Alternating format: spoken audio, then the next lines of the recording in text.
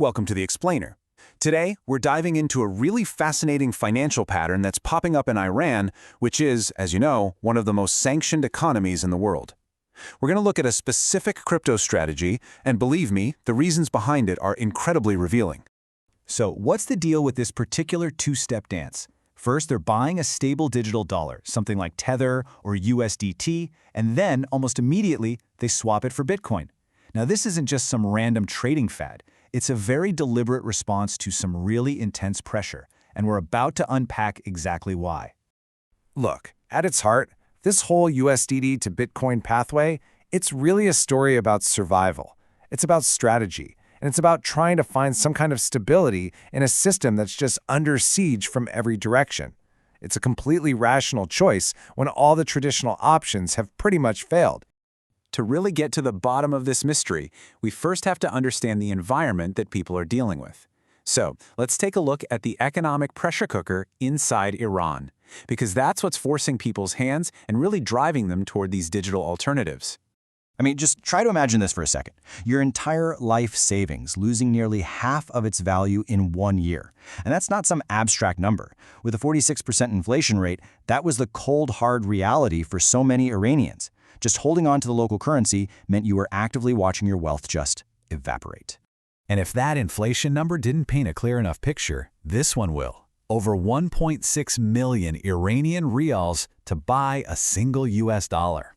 When your currency has collapsed that dramatically, holding on to it isn't just risky, it feels totally irrational. Finding an alternative becomes priority number one. What's so interesting here is how all these different crises just slam together and create this perfect storm. You've got international sanctions with the U.S. Office of Foreign Assets Control, OFAC, cracking down on Iran's unofficial money-moving networks. At the same time, you've got domestic protests, cyber attacks, and of course, a currency in freefall. Every single one of these events just added another reason to find a way out of the system. So who exactly is making these moves? Well, it's not just one group of people, not by a long shot. To really get what's going on, you have to break it down into a few key players. And trust me, they all have very different goals for using this crypto pathway. And this table just lays it all out so clearly. On one side, you've got everyday families who are just desperately trying to protect what little they have. And on the other side, you have powerful state actors like the central bank and the Revolutionary Guard Corps using the exact same technology for their own strategic reasons, like getting around sanctions or funding their operations.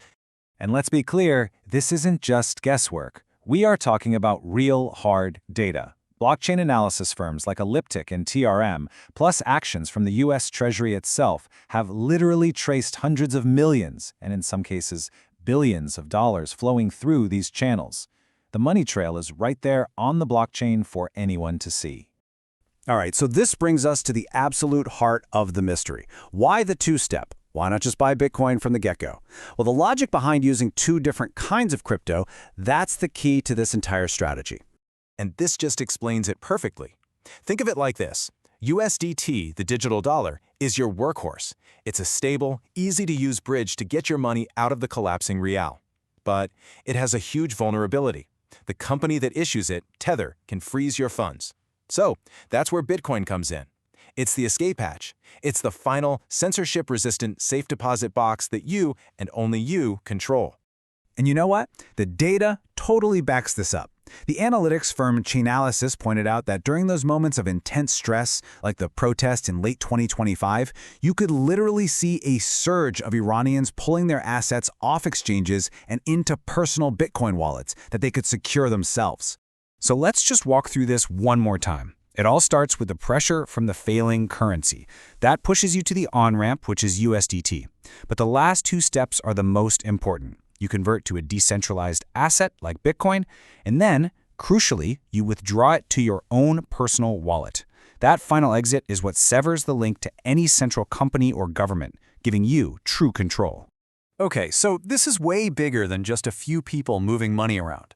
The fact that this pathway even exists has huge consequences for global law enforcement, for geopolitics, and really for the future of financial control. It's creating a whole new kind of battlefield. But here's the thing. While this escape route exists, the authorities are definitely not just sitting back and watching. They are actively trying to create choke points to shut it down. You've got Tether freezing assets, big exchanges facing pressure, and regulators going after these networks. And their main target, the place they're trying to squeeze the most, is that initial stablecoin step. You know, there's actually a name for this whole phenomenon: digital dollarization, and it poses a direct, serious threat to the Iranian government's ability to control its own financial system. Because when your own citizens start using a digital version of a foreign currency, well, your central bank starts to lose its grip fast. And this is really the key thing to take away from all this, the dual-use nature of this technology. For an ordinary citizen, it can be a financial lifeline, a way to survive. But for the Iranian state, it's also a powerful tool to get around sanctions and to fund activities that have a real impact on regional and global stability. Two sides of the exact same coin.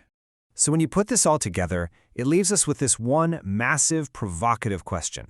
In a world of digital currencies and global sanctions, as technology creates these brand new ways for money to move, who is actually in control anymore? The global battle for the future of money, well, it's really just getting started.